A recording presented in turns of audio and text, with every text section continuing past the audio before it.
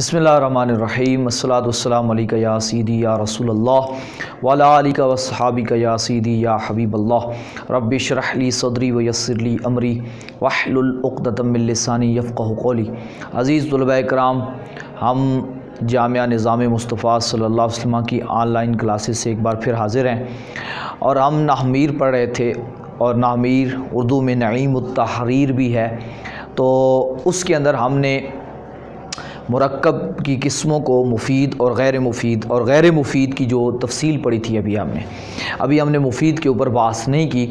तो जो मुरक्कब गैर मुफीद है उसकी हमने 4 किस्में पढ़ी और हमने उस सारी तफसील देखी। अभी हम मुरक्कब मुफीद की तरफ जाएंगे, लेकिन उससे पहले जो चीज़ मैं ज़रूरी समझता हूँ हम पहले उसकी तरफ जाएंगे कि आप नाहमीर के अंदर देखेंगे तो आपको वहाँ पे कलमा जो हमने पढ़ा था शुरू में कि जो लफ्ज़ है उसकी 2 किस्में हैं, बामाना और बेमाना, यानी मुस्तामल गैर मुस्तामल। जो मुस्तामल है उसकी हमने 2 किस्में पढ़ी थी, मुफरद और मुरक्कब। तो हमने कहा था जो मुफरद होता है यानी अकेले लफ्ज़ को, एक लफ्ज़ को मुफरद कहते हैं, और मुफरद का दूसरा नाम हमने क्या पढ़ा था कि कलमा भी कहते हैं, यानी मुफरद को कलमा भी कहते हैं। अब इसकी 3 किस्में थी, इसम, फ़ेल और हर्फ, जिसके ऊपर तफसीली बात हमारी सर्फ के अंदर हो चुकी है। तो इसम, फ़ेल, हर्फ है। अब हम जो है तारीफ़ें तो पढ़ चुके हैं, सर्फ के अंदर हमने उसकी तारीफ़ पढ़ी थी। तो अब इस नाहमीर के अंदर हम इसकी कुछ इलामात पढ़ते हैं, निशानियाँ पढ़ते हैं कि जिसकी बुनियाद पर आप कलमे को इसम, फ़ेल, हर्फ के इसवाब से पहचानना आपके लिए आसान हो जाएगा। वो निशानी आप देख के आप पहचान सकते हैं कि ये जो अरबी का लफ्ज़ है ये लफ्ज़ इसम है या फ़ेल है या हर्फ है। तो सबसे पहले हम इसम की इलामात पढ़ते हैं। इसम की तारीफ़ आपको याद होगी कि इसम की तारीफ़ ये थी कि वो कलमा जो अपना माना किसी दूसरे कलमे के साथ मिले बग़ैर देता है, यानी किसी दूसरे कलमे का वो मोहताज नहीं होता, अपना माना बज़ाते ख़ुद देता है और उसमें कोई ज़माना भी नहीं होता, यानी माजी, हाल, मुस्तकबिल 3 ज़मानों में से कोई ज़माना भी नहीं होता, उसको हम इसम कहते हैं। ये तो थी इसकी तारीफ़। अब हम इसकी इलामात पढ़ते हैं, निशानियाँ पढ़ते हैं कि किसी कलमे के अंदर अगर ये निशानियों में से कोई निशानी पाई जाए तो आप समझ जाएँ कि ये इसम है। सबसे पहली निशानी जो मैं आपको बता रहा हूँ वो है कि कलमे के शुरू में अलिफ लाम लगा हुआ हो, इसको कहते हैं लामे तारीफ़। लामे तारीफ़ कहते हैं, यानी इसको ज़्यादातर पुकारते हैं लाम से, यानी इसका नाम जो है वो लाम कहते हैं, लेकिन मुराद क्या होता है अलिफ लाम।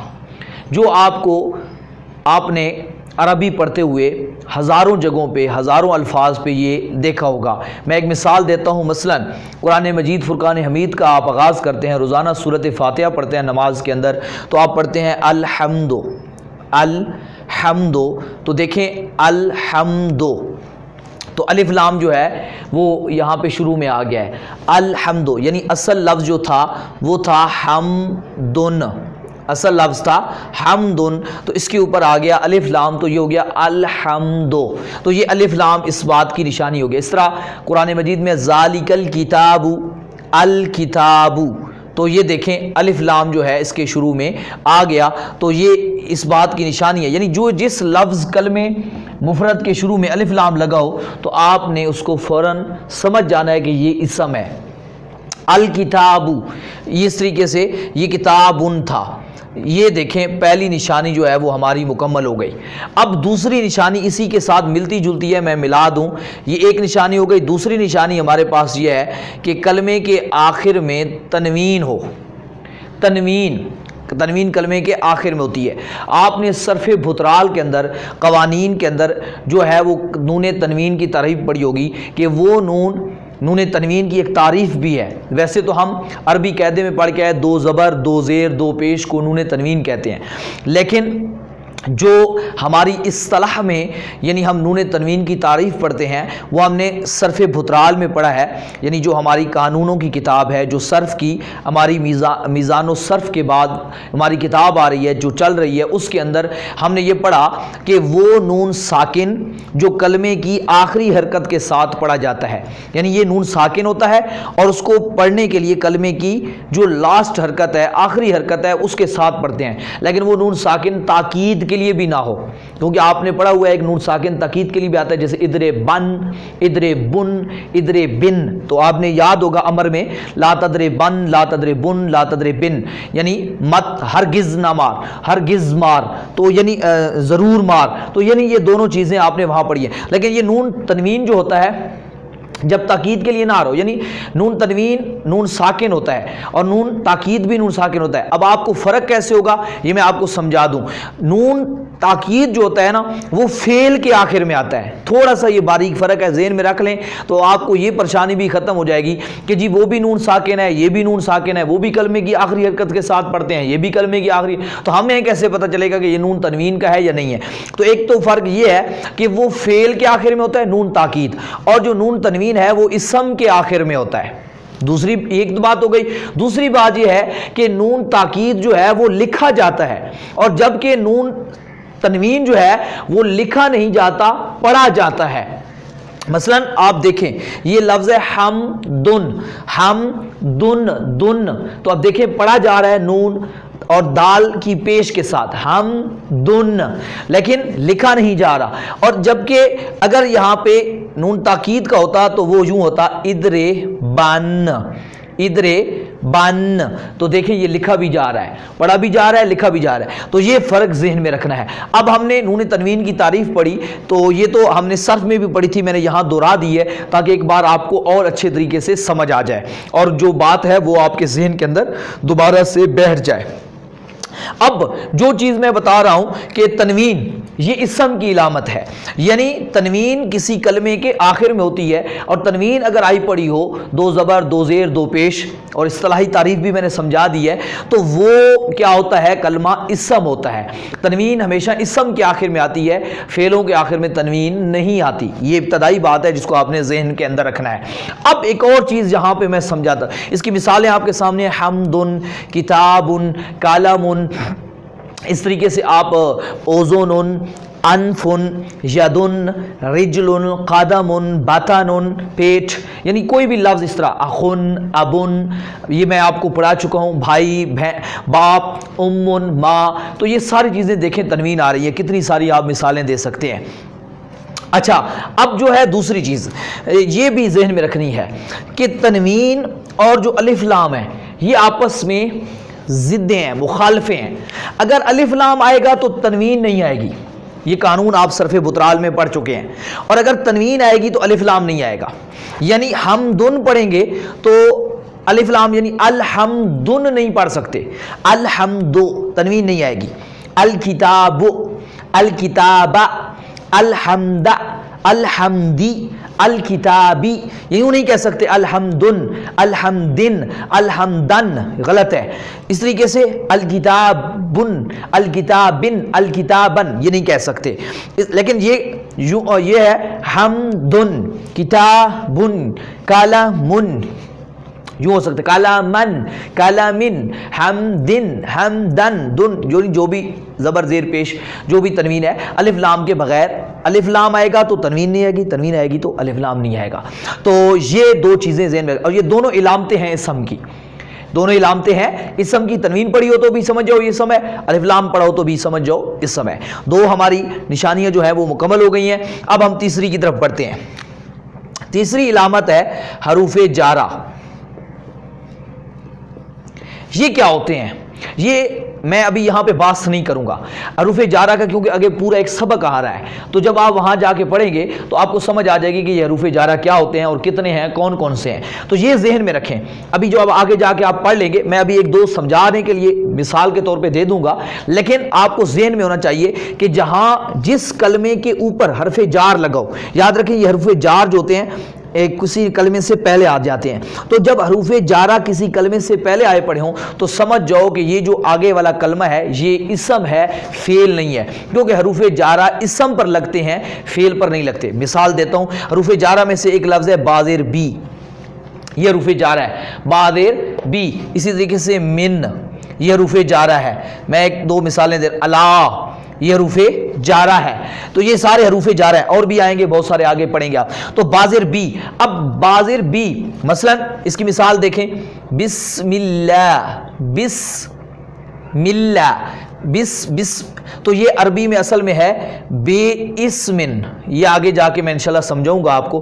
बेइस्मिन यानी लफ्ज़ है इस्म, इस्मुन किसको कहते हैं आप अरबी में? इस्मुन, नाम को कहते हैं, नाउन। किसी का भी जो नाम है, नेम है, उसको अरबी में इस्मुन कहते हैं। तो उसके ऊपर हमने बा लगाई तो बेइस्मिन, बेइस्मिन। लेकिन हम जब पढ़ते हैं वैसे तस्मीये के अंदर बिस्मिल्लाहिर्रहमानिर्रहीम में तो अलिफ को गिरा देते हैं, उसकी वजह आगे आएगी। तो फिलहाल हम यहाँ ये पढ़ रहे हैं, तो ये बा लगी तो इस्मिन के ऊपर लगी, तो हमें समझ आ गई कि जो लफ्ज़ इस्मिन है ये इसम है, लफ्ज़ इस्मिन इसम है।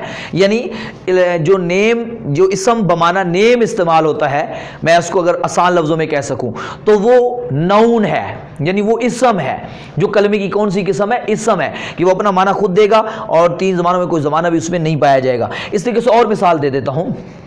मसलन आप कहते हैं बिल्लाही, तो अल्लाह के ऊपर आपने बा लगाई, बिल्लाही, और ये जो हरूफ जारा होते हैं ना, ये ज़ेर देते हैं, जर देते हैं, ये आगे तफसील से पढ़ेंगे आप। तो बहरहाल ये निशानी होगी। इस तरह मैं मिन की बात कर लेता हूँ, तो आऊज़ु बिल्लाहि मिनश्शैतानिर रजीम, मिनश्शैतान, तो एक तो इलामत इसके ऊपर अलिफ लाम की लगी पड़ी है, दूसरी मिन की भी लगी पड़ी है। तो मिन को मिला के पढ़ रहे हैं तो मिनश्शैतान, नून के ऊपर ज़बर पढ़ रहे हैं, मिला के पढ़ रहे हैं। तो अगर वैसे आप पढ़ेंगे तो मिन, ठीक है। तो मिन देखें, मिन निशानी हो गई ये पहचानने की। इला, जो भी हरूफे जा रहे हैं वो आगे पढ़ेंगे, किसी कलमे पर लगे पड़े हों तो समझ जाओ कि वो क्या है? इसम है। कलमे की कौन सी किस्म है? इसम है। हरूफे जारा का दाखिल होना, बेज़ईदिन, बेकालामिन, कतबतु बिलकालामी, मैंने कलम की मदद से लिखा। तो कालामी, बिलकालामी, यहाँ दो निशानियां पड़ी हैं, एक तो हरूफ जारा और दूसरा अलिफ लाम। यानी ये भी हो सकता है कि दो दो निशानियां भी आ सकती हैं, लेकिन ये मैंने बताया है कि अलिफ लाम और तनवीन वाली निशानी जमा नहीं हो सकती। बाकी आप देखें हरूफ जारा और अलिफ लाम जमा हो गए, हो सकते हैं एक कलमे पे इलामत ज़्यादा भी पड़ी हों, वो आप पहचान सकते हैं। तो ये तीसरी हमारी बात पूरी हो गई कि तीसरी निशानी हमने पढ़ ली। अगली की तरफ जाते हैं ताकि वक्त हमारा जो है वो बचता जाए। अब चौथी जो है हमारी निशानी है वो हमने पढ़ चुके हैं। चौथी निशानी जो इसम की है वो हम पढ़ चुके हैं, जो पिछले असबाक में मुदाफ होना। क्या होना? मुदाफ होना। यानी जब भी कोई कलमा मुदाफ हो, मैंने मुदाफ की पहचान आपको बताई। मुदाफ क्या होता है कि जिस चीज़ को किसी दूसरी चीज़ की तरफ निस्बत करते हैं, यानी जिस चीज़ को जोड़ते हैं। मैंने कहा था दरवाजे का ताला, तो ताले को मैंने दरवाजे से जोड़ा है, दरवाजे को ताले से नहीं जोड़ा। मैंने कहा मोबाइल का चार्जर, तो चार्जर को मैंने मोबाइल से जोड़ा है, मोबाइल को चार्जर से नहीं जोड़ा। तो चार्जर जो क्या है, ताला, ये मोबाइल, तो इसके लिए अरबी में लफ्ज़ इस्तेमाल होता है शाहिन चार्जर के लिए, और जो है ताला उसके लिए कुफलुन। तो कुफलो गुरफतिन, मैंने कहा ना कुफलो गुरफतिन, तो ये कुफलो क्योंकि मुदाफ है। याद रखिए मुदाफ जो होता है ना वो हमेशा इसम ही होता है, यानी मुदाफ होना इलामत है। यानी कहीं पर भी जब मुदाफ इलैह पढ़े होंगे तो मुदाफ इलैह तो उसके आगे होता है, जो मुदाफ है ना, मुदाफ वो इसम होता है हमेशा। यानी मुदाफ होना इसम की इलामत है, यानी मुदाफ होना इसम की इलामत है। यानी जब आप, यानी जो भी कलमा मुदाफ हो रहा हो ना तो वो आप समझ जाएं कि वो इसम है। जिस तरह गुलामो ज़ैदिन, कालामो मदरसतिन, ठीक है जी। इस तरीके से ओजोनो जुनैदिन, ओजोनो जुनैदिन जुनैद के कान, अनफो जुनैदिन जुनैद की नाक। तो ये अनफो, ओजोनो, कालामो, गुलामो, कुफलो, ये सारे क्या हो गए? मुदाफ हो गए। तो ये इस बात की निशानी है कि ये सारे इसम है, फेल नहीं हो सकता मुदाफ, फेल को कभी मुदाफ नहीं बना सकते। یہ بات ہماری واضح ہو گئی، جس طرح کہ ابھی آپ نے یہاں پہ دیکھا، میں نے ابھی لکھے نہیں ہے آپ نے کیونکہ یہ مضاف کا پورا سبق پڑھ چکے ہیں، جو بھی مضاف ہوگا وہ اسم ہوگا، مضاف الیہ کی ابھی بات نہیں کر رہا، مضاف کی کر رہا ہوں، تو یہ آپ نے ذہن کے اندر رکھ لیا۔ اب پانچویں کی طرف بڑھتے ہیں۔ پانچویں یہ ہے یا نسبت۔ نسبت آپ کو پتہ ہے آپ کسی چیز کے ساتھ نسبت جوڑتے ہیں، مثلا حضور شیخ عبد القادر جیلانی رحمۃ اللہ تعالی علیہ سے ہماری نسبت ہے، تو ہم قادر ان کا نام ہے تو اس کی نسبت سے ہم قادری کہلاتے ہیں، تو یہ جو یا ہوتی ہے اس کو یا نسبت کی کہتے ہیں، قادری۔ تو یہ کسی کلمے کے آخر میں جو یا نسبت کی آتی ہے، رضوی، قادری، اعلیٰ حضرت امام احمد رضا خان فاضل بریلوی رحمہ اللہ سے نسبت ہے۔ تو آپ پاکستان سے نسبت رکھتے ہیں تو باکستان، عربی میں اس کو کہتے ہیں باکستان، پے عربی میں نہیں ہوتی، تو باکستان۔ تو اب آپ کہتے ہیں پاکستان والا تو آپ کہیں گے باکستانی، باکستانی، باکستانی، ٹھیک ہے۔ تو اس طریقے سے آپ کوئی بھی اپنی نسبت جوڑ سکتے ہیں، تو نسبت جوڑیں گے تو نسبت جس علاقے کے ساتھ جوڑتے ہیں، چشتی، قادری، سہروردی، تو یعنی یہ جو یا نسبت کی جس کلمے کے آخر میں آتی ہے تو وہ کلمہ بھی آپ سمجھ جائیں کہ اسم ہے، فعل کے ساتھ یا نسبت کی نہیں آتی۔ تو یہ ہماری پانچویں جو ہے وہ بات بھی پوری ہوئی۔ اب چھٹی کی طرف بڑھتے ہیں۔ تثنیہ ہونا۔ تثنیہ ہونا مطلب دو، ڈبل ہونا۔ تثنیہ بھی جو ہے وہ اسم ہوتا ہے، یعنی جو آپ ڈبل جمع تثنیہ بناتے ہیں وہ اسم کی بناتے ہیں، فعل تثنیہ نہیں ہوتا۔ اب آپ کے ذہن میں فوراً سوال اٹھے گا کہ جی ہم نے تو گردانوں میں پڑھا ہے دارابا، دارابا کی تثنیہ پڑھی ہے دارابا، تو بہت ہم نے سارے فعلوں کی تثنیہ پڑھی ہے، آپ کہتے ہیں اسم تثنیہ ہوتا ہے، فعل تو تثنیہ ہوتا ہی نہیں ہے۔ تو میں وہاں آپ کو سمجھا دوں، وہاں یاد رکھیں فعل کے اندر جو تثنیہ ہوتا ہے نا وہ فعل نہیں ہوتا، وہ اسم ہوتا ہے۔ کیسے؟ آپ ترجمہ کرتے ہیں تو آپ کیا کہتے ہیں؟ دارابا کا ترجمہ کرتے ہیں مارا اس ایک مرد نے، تو آپ کہتے ہیں دارابا، مارا ان دو مردوں نے۔ دو مرد کون ہے؟ دو مرد وہ اسم ہی ہے نا، تو مرد کیا ہے؟ اسم ہے۔ تو مرد، دو مرد آپ نے کہا، آپ نے یہ تو نہیں کہا دو مارا اس مرد نے، دو تین مارا اس مرد نے، بہت سارا مارا اس ایک مرد، یہ تو نہیں کہا۔ یعنی مار جو تھا فعل ویسا ہی رہا، فعل کے اندر کوئی فعل جو ہے نا وہ جمع نہیں ہوتا، تثنیہ نہیں ہوتا، فعل نہ واحد تثنیہ ہوتا ہے نہ جمع ہوتا ہے، ٹھیک ہے، فعل تثنیہ اور جمع نہیں ہوتا۔ اسم جو ہوتا ہے وہ تثنیہ ہوتا ہے، جمع ہوتا ہے۔ مثلا راجولن ایک اسم ہے تو اس کی آپ تثنیہ بنا سکتے ہیں راجولان، کیا بنا سکتے ہیں؟ بنانے کا طریقہ میں آپ کو انشاءاللہ آگے جا کے آئے گا، اس کا تفصیل کا طریقہ، الف نون لگا دیتے ہیں تو راجولانے، جس طرح آپ کو یاد ہوگا ہم نے اسم فاعل کی گردان پڑھی تھی، اسم مفعول کی عربی قاعدے کے اندر، تو ہم نے پڑھا تھا داربن، صرف بھائی میں بھی پڑھا ہے، تو اس کی تثنیہ بناتے تھے داربانے، داربتن تھا تو داربتانے، الف نون لگا دیتے تھے، تو وہ آپ کو یاد ہوگا جب تثنیہ بنانے کا طریقہ وہی ہے راجولن راجولان۔ اگر یاد نہیں ہے تو ایک مرتبہ اس لیکچر کو اچھے طریقے سے دہرا لیں تو آپ کو دوبارہ سے ذہن کے اندر آ جائے گا کہ تثنیہ کیسے بناتے ہیں، یعنی دو کا معنی دینے کے لیے۔ راجولن راجولان، دو آدمی۔ شاجراتن شاجراتان، درخت، دو درخت۔ امرأتن ایک عورت، امرأتان دو عورتیں، یعنی امرأتن امرأتانے، ٹھیک ہے، دو عورتیں۔ تو یہ تثنیہ ہونا بھی اسم کی علامت ہے، یعنی جو کلمہ تثنیہ ہو رہا ہو تو سمجھ جاؤ وہ اسم ہے، فعل نہیں ہے۔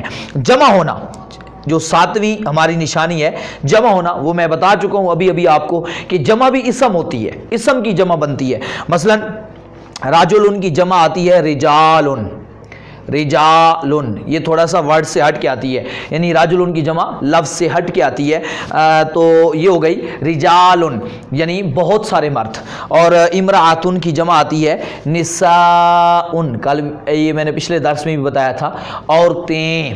میں اور بھی بتا دیتا ہوں، مثلا آپ داربن بناتے ہیں، داربن اس میں فاعل تھا، اسم تھا نا، اسم فاعل تھا، تو داربانے، داربونا، تو اس کی جمع آئی ہے کہ نہیں آئی؟ اس طریقے سے داربتن ہے، عورت ہے، داربتان، دارباتن۔ تو آپ کو پتہ ہے طریقہ بنانے کا کہ جمع کیسے بنائی جاتی ہے، آگے بھی تفصیل آ رہی ہے انشاءاللہ، ہم اس نحو کے اندر بھی تفصیل سے پڑھیں گے کہ تثنیہ اور جمع کیسے بناتے ہیں، لیکن ہم نے کچھ نہ کچھ جو ہے صرف کے اندر بھی پڑھ چکے ہیں۔ تو وہی چیز جہاں بھی آپ ذہن میں رکھ سکتے ہیں، لیکن ابھی آپ نے یہ ذہن میں رکھنا ہے کہ جو اس جمع ہوتی ہے اور تثنیہ ہوتا ہے وہ اسم کی علامت ہے، وہ فعل اور حرف کی علامت نہیں ہے۔ جو کلمہ تثنیہ ہو یا جمع ہو وہ اسم ہوتا ہے، اور جو اسم ہوگا اسی کی تثنیہ اور جمع بنائیں گے۔ فعل کی جو تثنیہ اور جمع نہیں ہوتی، وہ جو ہم تثنیہ اور جمع بناتے دیے ہیں نا، وہ اس میں جو فاعل ہوتا ہے، کیونکہ جو بھی فعل جہاں بھی فعل ہوتا ہے میں نے آپ کو بتایا تھا وہاں فاعل ضرور ہوتا ہے۔ اگر آپ کو عربی زبان کے آسان قاعدے کا ابتدائی لیکچر یاد ہوں تو میں نے وہاں آپ کو بتایا تھا جہاں بھی فعل ہوتا ہے وہاں فاعل ضرور ہوتا ہے۔ تو پھر میں نے آپ کو وہاں بتایا تھا کہ فاعل ایک ہوگا یا دو ہوں گے یا بہت سارے ہوں گے۔ تو آپ یہاں وہاں دیکھ لیں فاعل کون ہوتا ہے، فاعل ہمیشہ اسم ہوتا ہے، فاعل کبھی فعل نہیں ہوتا، فاعل ہمیشہ اسم ہی ہوتا ہے۔ تو اس وجہ سے واحد تثنیہ جمع جو ہم نے کہا تھا وہ فعل کی بات نہیں کی تھی، وہ فاعل کے اعتبار سے کی تھی۔ اس طرح مذکر مؤنث وہ فاعل کے اعتبار سے کہا تھا، حاضر غائب متکلم وہ فاعل کے اعتبار سے کہا تھا۔ تو اس لحاظ سے وہ فاعل کون ہوتا ہے، اسم ہی ہوتا ہے۔ تو اس لیے فعل کے اندر بھی جو تثنیہ اور جمع بنتے ہیں وہ فاعل کے اعتبار سے بنتے ہیں، کام کرنے والے کے حساب سے بنتے ہیں، اور کام کرنے والا ہمیشہ اسم ہی ہوتا ہے۔ اس لیے یہ آپ کے ذہن میں اگر سوال اٹھے تو میں نے سوال کا جواب دے دیا ہے کہ جی ہم تو فعل میں بھی تثنیہ اور جمع پڑھتے ہیں، تو تاکہ دوبارہ آپ کو یہ سوال نہ کرنا پڑے، اگر پھر بھی سمجھ نہ آئے تو آپ سوال کر کے پوچھ سکتے ہیں۔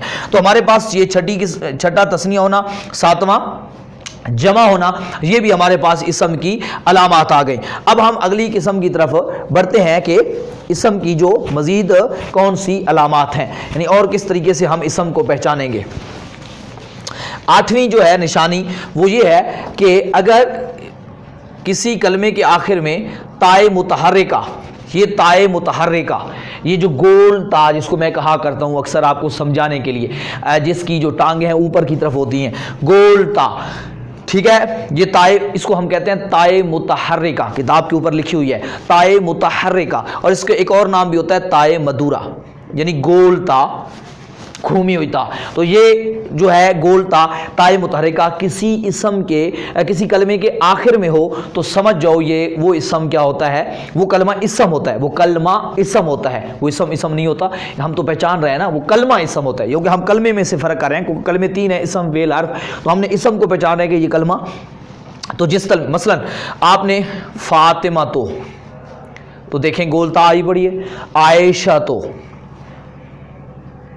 عائشہ، اسی طریقے سے طلحہ تو، ہریرہ تو دیکھیں یہ سب مثالیں آ گئی گول تا کی۔ اور یہ چیز ایک اور بھی ذہن میں رکھیں کہ یہ جو گول تا ہے، یہ قانون آپ کو، اگر ابھی جو تیسرا قانون ہے آپ کو جو ہے، جو واٹس ایپ گروپ پہ پڑھ رہے ہیں ان کو واٹس ایپ کے اندر ڈال دیا گیا ہے، اور ہمارے جہاں پہ یوٹیوب کے اندر بھی لیکچر موجود ہیں۔ تو گول تا جو ہوتی ہے وہ جب اس پہ وقف کیا جائے نا تو وہ ہا بن جاتی ہے، یعنی اس کو ہا کر کے پڑھتے ہیں۔ مثلا فاطمہ، عائشہ، طلحہ، ہریرہ، یعنی لکھتے اسی طرح ہے گول تا کی طرح، لیکن اس کو پڑھتے ہم یعنی وقف جب کرتے ہیں، یعنی اس پہ ٹھہرتے ہیں، تو یعنی اس کے اوپر اعراب نہیں پڑھتے۔ وقف کا مطلب ہوتا ہے وہاں پہ خاموش ہو جاتے ہیں، رک جاتے ہیں، تو وہاں پہ ہم یہ گول تا جو ہوتی ہے وہ ہا بن جاتی ہے۔ یہ ہوتی ہا نہیں ہے، ہوتی گول تا ہے، لیکن یہ پڑھنے میں ہا بن جاتی ہے۔ تو ہماری اردو میں اس کو پھر اس طرح سے لکھ دیتے ہیں فاطمہ، یعنی وہ لکھتے ہی نہیں ہے،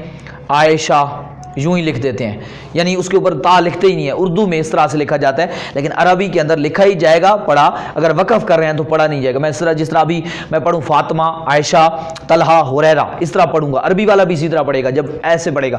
میں اگر کہتا ہوں جاءت فاطمہ تو، جاءت عائشہ تو، ذہبت طلحہ تو، ٹھیک ہے جی، روا ابو ہریرہ تا، ٹھیک ہے جی، ابو ہریرہ نے روایت کی۔ تو یہ نہیں، یہ اس طریقے سے آپ کو ذہن میں ہونا چاہیے کہ یہ جو گول تا ہے یہ بھی علامت ہے اسم کی، یہ بھی علامت ہے اسم کی، اس سے بھی آپ جو ہے پہچان سکتے ہیں کہ یہ کلمہ اسم ہے۔ اگلی قسم کی طرف بڑھتے ہیں کہ جو کلمہ ہے اس کو ہم اور کس طریقے سے پہچانیں گے کہ یہ کلمہ اسم ہے۔ تو اس کے لیے ہمارے پاس جو ہے وہ نامی جو نشانی ہے وہ ہے موصوف ہونا۔ ہم نے پچھلے درسوں میں جو پچھلا لیکچر ہے مرکب غیر مفید کا، اس میں ہم نے موصوف صفت کو پڑھا۔ میں نے وہاں سمجھایا کہ موصوف کیا ہوتا ہے، یعنی جس کی آپ کوئی صفت بیان کرتے ہیں، کوالٹی، اچھائی، برائی جو بیان کرتے ہیں وہ موصوف ہوتا ہے۔ تو جو موصوف ہوگا وہ ہمیشہ اسم ہی ہوگا، فعل موصوف نہیں ہوتا، یہ ذہن میں رکھ لیں۔ مثلا میں کہتا ہوں جاء رجل عالمن، تو عالم جو ہے وہ صفت ہے، تو یہ کس کی صفت ہے؟ رجلن کی، تو یہ رجلن جو ہے موصوف ہے اور عالم اس کی صفت ہے، تو یہ رجلن موصوف ہوتے ہی ہمیں مجھے پتہ چل گیا کہ یہ اسم ہے۔ ایک تو علامت تنوین کی بھی پڑھی ہے، اس سے بھی پہچان ہو گئی، لیکن موصوف جب کوئی چیز بنتی ہے تو وہ بھی عالم، وہ بھی ہمارے لیے نشانی ہے کہ یہ موصوف ہونا اسم کی علامت ہے۔ میں اس طرح کہتا ہوں طالبن ذکیٌ، ذکیٌ سمجھدار طالب علم، لائق طالب علم، ذہین، ٹھیک ہے جی۔ اور میں کہتا ہوں طالبن، طالبۃن، ٹھیک ہے جی، خبیۃن، نالائق طالبہ، طالبۃن خبیۃن، نالائق طالبہ، کوئی بھی آپ اس طریقے سے مثال دے سکتے ہیں۔ تو یہ دو جو ہے موصوف ہیں اور یہ اس کی صفت ہے، موصوف ہونا یہ اسم کی علامت ہے۔ 10ویں علامت جو ہے وہ اسم کی وہ ہے مسند الیہ ہونا، مسند الیہ ہونا۔ مسند الیہ کیا ہوتا ہے؟ یہ ہمارا انشاءاللہ آگے تفصیلی لیکچر آنے والا ہے جس کے اوپر ہم جا کے انشاءاللہ پڑھیں گے کہ یہ مسند الیہ کیا ہوتا ہے۔ ابھی آپ نے ذہن کے اندر رکھ لینا ہے کہ مسند الیہ بھی جو ہوتی ہے وہ اسم کی علامت ہوتی ہے۔ اس کے بارے میں چھوٹی سی یہ بات بتاؤں گا کہ جو کسی کی مثلا میں یہاں کھڑا ہوں، میں نے ٹیک لگائی تو اس نے مجھے سہارا دیا، تو یعنی جو چیز کسی دوسری چیز کو سہارا دیتی ہے تو وہ کیا ہوتا ہے؟ مسند الیہ، یعنی جس کے ذریعے کسی کی حاجت پوری ہوتی ہے۔ یہ ابھی ابتدائی بات ہے، تفصیلی لیکچر انشاءاللہ آگے آئے گا تو آپ کو سمجھ آ جائے گی۔ اور مسند الیہ ہمیشہ اسم ہوتا ہے، فعل اور حرف مسند الیہ نہیں ہوتے، تو اس وجہ سے یہ ہمارے پاس چند علامات ہیں جن کو آپ نے ذہن نشین کر لیں اور اچھے طریقے سے سمجھیں۔ اب آپ کے لیے اسم کو پہچاننا اور زیادہ آسان ہو جائے گا، ان کی مدد سے آپ اسم کو اور اچھے طریقے سے اور بہتر طریقے سے کلموں کے درمیان فرق کر پائیں گے، اور آپ کو جب اسم فعل حرف کا پہچان اچھی طرح ہو جائے گی نا تو پھر آپ کو اس سے مرکب بنانے میں اور زیادہ آسانی ہو جائے گی۔ مرکب آپ کے لیے پھر مشکل نہیں رہے گا، مرکب آپ کے لیے اور زیادہ آسان ہو جائے گا۔ تو ان نشانیوں کو اچھی طرح اپنے ذہن کے اندر بٹھا لیں، مشق کریں۔ جو واٹس ایپ پہ گروپ پہ آپ کو مشق ڈالی جاتی ہے وہ جو دوست پڑھ رہے ہیں اور جو یہاں پر ہیں انشاءاللہ ان کے لیے بھی میں کوشش کروں گا کہ مشقیں جو ہے نا، میرا یہ خواہش ہے کہ نامیر کے اسباق کے ساتھ ساتھ میں ایک مشقوں کے لیکچر علیحدہ بناؤں جس میں آپ کو لیکچر کے مطابق تھوڑی سی پہلے مشق حل کر کے دکھاؤں اور پھر اس کے مطابق آپ کو وہاں پہ مشق دوں اور اس کی مدد سے آپ جو ہے وہ مشق کو پھر حل کریں۔ یعنی مشق کے لیے علیحدہ ایک پورا لیکچر ہونا چاہیے جس پہ یعنی لیکچر کے مطابق مشق پہ علیحدہ ایک پریکٹس ہونی چاہیے۔ ایک تو مثال یہاں پیش کر دی جاتی ہے، امید ہے لیکچر میں آپ کو ایک مثال نمونہ تو دے دیا جاتا ہے، لیکن میری خواہش ہے کہ میں علیحدہ طور پہ ایک اجرا کر کے آپ کو دکھاؤں تاکہ آپ کو نحو کے اندر جو اصول ہم نے پڑھے ہیں، قاعدے پڑھے ہیں، ان کا استعمال کرنا جو ہے وہ آسان ہو جائے اور زیادہ اچھے طریقے سے آپ وہاں پہ پریکٹس کر پائیں۔ تو اس کے لیے میں انشاءاللہ علیحدہ طور پہ لیکچرز کا اہتمام کروں گا، انہی لیکچروں کی ترتیب سے جو یہاں پہ چل رہے ہیں انہی ترتیب سے انشاءاللہ ہم باقاعدہ طور پہ ایک علیحدہ اس کا بنائیں گے اور وہاں سے انشاءاللہ چلائیں گے۔ لیکن جو ابھی پڑھ رہے ہیں، درس نظامی کر رہے ہیں، واٹس ایپ کے ذریعے ہمارے ساتھ منسلک ہیں گروپس کے اندر، ان کو آپ کو وقفہ اپنی مشق جو ہے گروپس کے اندر بھیجی جاتی ہے، اور جو اگر ویسے مشق حاصل کرنا چاہیں تو وہ ڈسکرپشن میں رابطہ کریں، انشاءاللہ ان کو بھی وہاں پہ ڈالی جائے گی اور چیک بھی کی جائے گی۔ آپ مشق حل کر کے اس کو بھیجیں، انشاءاللہ آپ کو اس سے آپ کے اندر بہتری آئے گی اور آپ کو سمجھ آئے گی کہ کون سی چیز میں میرے پاس غلطی ہو رہی ہے۔ عمومی طور پہ میں نے دیکھا ہے لیکچر توجہ سے طلباء سنتے بھی ہیں، پھر حل بھی کرتے ہیں، لیکن اس کے باوجود بھی ان کی مشق میں غلطی ہوتی ہے کیونکہ انہوں نے کسی نقطے پہ بعض کو توجہ نہیں دی ہوتی۔ وہ سن تو لیتے ہیں لیکن اس کے اندر جو میں نے کچھ چیزیں بیان کی ہوتی ہیں، ایک چیز تو سن لیتے ہیں دوسری چیز نہیں سنتے، تو اس وجہ سے ان کے لیے تھوڑی سی پریشانی ہو جاتی ہے اور ان کو سمجھ وہ غلطی کر بیٹھتے ہیں۔ تو پھر جب وہ مشق کرتے ہیں تو ان کو اس کی نشاندہی کی جاتی ہے تو ان کی توجہ فوراً اس طرف چلی جاتی ہے۔ تو اللہ تعالیٰ سے دعا ہے اللہ تعالیٰ ہم سب کو عمل صالح کی توفیق عطا فرمائے۔ روزانہ کی بنیاد پر پچھلا لیکچر ضرور دہرائیں اور ساتھ ساتھ جو ہے دوسرے دوستوں کو بھی یہاں پہ آپ دعوت دیں، ان کو بھی یہاں لائیں اور ان کو بھی سکھائیں سمجھائیں انشاءاللہ، تاکہ دین کا علم جو ہے وہ عام ہو، آسان ہو اور قرآن فہمی جو ہے وہ آسان ہو جائے۔ الحمدللہ رب العالمین اجمعین برحمتک یا ارحم الراحمین۔